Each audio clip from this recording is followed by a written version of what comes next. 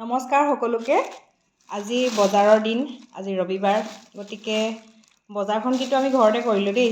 এয়া গাজৰ দেখিছে, অলপ সৰু হৈছে, দুই এটা ডাঙৰ হৈছে। এতিয়াৰ পৰা খালেহে গাজৰখিনি শেষ হ'বগৈ, গতিকে পিছত বেছি বুঢ়া হৈ গ'লে মানে তিতা হৈ যায়। আৰু এয়া পালেঙো শেষ হৈছেগৈ প্ৰায়। আৰু লগতে এয়া কণ বিলাহী আনিছোঁ।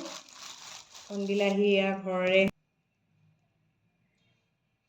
ঘৰৰে তিয়ঁহ আনিছোঁ।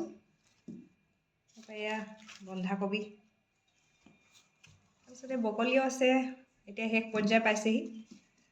বিলাহী কিন্তু ভালদৰে পকিবলৈ অসুবিধা হৈছে, কাৰণ চৰাই খাই দিয়ে, সেইকাৰণে পুৰত হওঁতে লৈ আহিছোঁ। ষ্ট্ৰবেৰীটো জানেই আপোনালোকে, ষ্ট্ৰবেৰী আছেই। আৰু এয়া ঘৰৰে বগৰী ছিঙি আনিছোঁ। তাৰপাছত এয়া ঘৰৰ আমলখি, সকলো বস্তু অলপ অলপকৈ ঘৰতে আছে বুলি ক'ব পাৰি। বাৰীত ৰুই থোৱা হৈছে আমলখি গছ।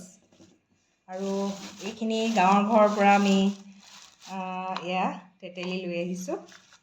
গাঁৱৰ ঘৰৰ পৰা আনিছে এওঁ, গতিকে সকলোবিলাক বস্তু যোগাৰ কৰিছোঁ আৰু ৰবিবাৰ বুলি।